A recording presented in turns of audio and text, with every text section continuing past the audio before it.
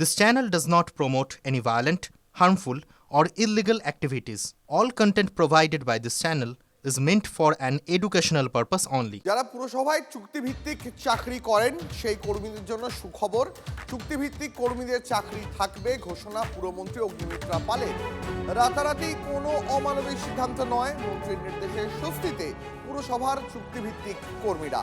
UEM Jaipur is a perfect target for prospective students aspiring for good jobs, good education with future-ready skills. দেখুন, civic volunteer সহ রাজ্য জুড়ে এখন কমপক্ষে 5 লক্ষ চুক্তিভিত্তিক কর্মী রয়েছেন। রাজ্যের পুরসভাগুলির অধীনে কয়েক হাজার চুক্তিভিত্তিক কর্মী রয়েছেন। পালা বদলের পর নিজেদের চাকরি নিয়ে তারা দুশ্চিন্তায় পড়েন। এবার তাঁদের উদ্দেশ্যেই স্পষ্ট বার্তা দিল সরকার। সরকারের বার্তা, পুরসভার চুক্তিভিত্তিক কর্মীদের চাকরি থাকছে। এই ঘোষণা করেছেন খোদ পুরমন্ত্রী অগ্নিমিত্রা পাল। এমন কোনো সিদ্ধান্ত রাতারাতি নেওয়া হবে না যা অমানবিক। মন্ত্রীর নির্দেশে স্বস্তিতে পুরসভার চুক্তিভিত্তিক কর্মীরা। আমাদের প্রতিনিধি প্রদীপ্ত আমাদের সঙ্গে রয়েছেন এই মুহূর্তে টেলিফোনে। প্রদীপ্ত, অগ্নিমিত্রা পাল যে ঘোষণা করছেন তাতে যথেষ্টই স্বস্তিতে এবার পুরসভার চুক্তিভিত্তিক কর্মীরা। একেবারেই তাই, এবং তিনি স্পষ্ট করে যেটা জানাচ্ছেন যে কারোর পেটেই কোনোভাবে লাথি মারা হবে না, এবং গোটা বিষয়টি অর্থাৎ এই মুহূর্তে রাজ্যের যে প্রান্তেই যে চুক্তিভিত্তিক কর্মীরা রয়েছেন না কেন, পুরসভাগুলোতে কাজ করছেন, কলকাতা পুরসভাতে কাজ করছেন, তাদের ক্ষেত্রে সমস্ত বিষয়টা খতিয়ে দেখা হবে এবং সময় নিয়েই খতিয়ে দেখা হবে, এবং খতিয়ে দেখার পরই তারা সিদ্ধান্ত নেবেন, তেমনটাই বলছেন রাজ্যের পুর ও নগর উন্নয়ন মন্ত্রী অগ্নিমিত্রা পাল। একই সঙ্গে তিনি বলছেন যে তাদের সরকার যেহেতু স্বচ্ছতার সঙ্গে কাজ করতে চায় এবং সে কারণেই তারা অ্যাকাউন্টেবিলিটিও কিন্তু ফিক্সড করতে চাইছে সকলের ক্ষেত্রেই, এবং সেক্ষেত্রে তাদের বক্তব্য যে তারা একেবারে 24 ঘন্টা কাজ করবেন এবং সেই কাজের সঙ্গে তারা 24 ঘন্টা কাজ করার জন্য যারা তাদের সঙ্গে থাকবেন তাদেরকেও 24 ঘন্টা কাজের জন্যই প্রস্তুত থাকতে হবে। কিন্তু কোনোভাবেই যারা এই মুহূর্তে কাজ করছেন রাজ্যের বিভিন্ন প্রান্তে চুক্তিভিত্তিক কর্মী হিসাবে, তাদের ক্ষেত্রে কালকেই তারা সরকারে বসেছেন, পরশুদিনই তারা বের করে দেবেন, এমন কোনো সিদ্ধান্ত তারা নিচ্ছেন না। অর্থাৎ যারা চুক্তিভিত্তিক কর্মী রয়েছেন তারা এই মুহূর্তে অনেকটাই নিশ্চিন্ত, স্বস্তি পাচ্ছেন। তার কারণ এক সময় কিন্তু এই বিষয়টা নিয়ে চর্চা চলেছিল যে বিজেপির সরকার আসলে সকলের চাকরি চলে যাবে, তার কারণ চুক্তিভিত্তিক কর্মীরা অনেকেই তৃণমূলের সঙ্গে তাদের যোগাযোগ আছে। এরকম কোনো ঘটনা আপাতত ঘটছে না, তেমনটাই বলছেন রাজ্যের পুর ও নগর উন্নয়ন মন্ত্রী। ধন্যবাদ। নিয়মের বাইরে যে কাজই হচ্ছে তার বিরুদ্ধে জিরো টলারেন্স। দায়িত্ব নেওয়ার পর একের পর এক সিদ্ধান্তে সেটা কিন্তু এবার পরিষ্কার করে দিচ্ছেন মুখ্যমন্ত্রী শুভেন্দু অধিকারী। দুরন্ত জয়ের জন্য যেমন জনতাকে ধন্যবাদ জানাচ্ছেন, তেমনি অন্যদিকে সরকারি কাজ সামলাচ্ছেন শক্ত হাতে। পৌর নগর উন্নয়ন সচিবকে নির্দেশ দেওয়া হয়েছে একদিনের মধ্যে ওই অবৈধ স্ট্রাকচার ভেঙে ফেলার জন্য।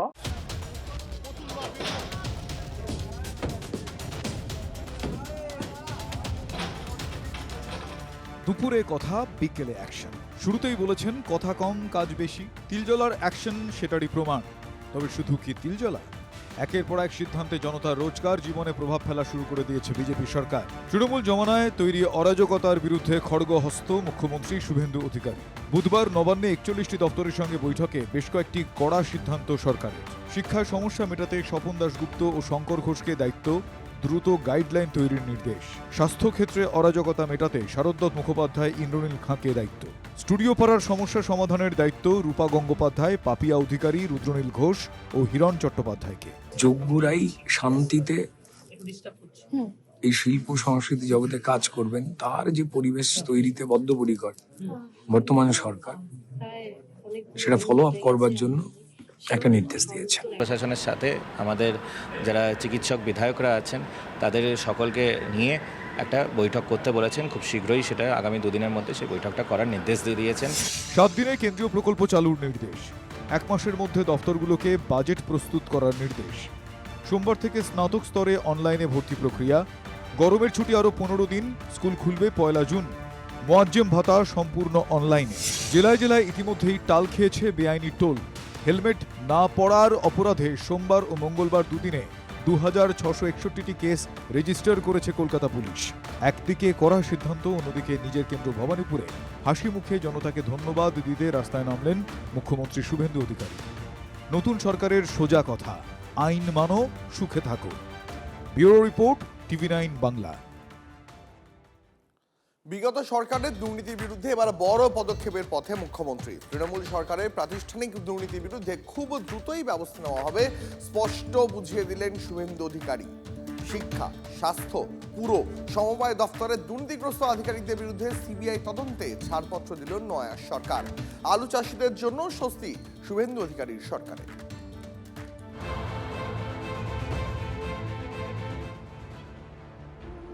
শিক্ষক নিয়োগে দুর্নীতি, শিক্ষাকর্মী নিয়োগে দুর্নীতি, পুরকর্মী নিয়োগে দুর্নীতি। আগের সরকারের আমলে একের পর এক নিয়োগে দুর্নীতির অভিযোগ। শুধু তাই নয়, 100 দিনের কাজে দুর্নীতি, রেশনে দুর্নীতি, আবাসে দুর্নীতি। তবে দুর্নীতির অভিযোগের ফিরিস্তি দিতে গেলে হয়তো শেষ করা যাবে না। আর সেই সমস্ত প্রাতিষ্ঠানিক দুর্নীতির বিরুদ্ধেই জিরো টলারেন্স নীতি নিয়েছে নতুন সরকার, সে কথা স্পষ্টভাবে বুঝিয়ে দিলেন মুখ্যমন্ত্রী।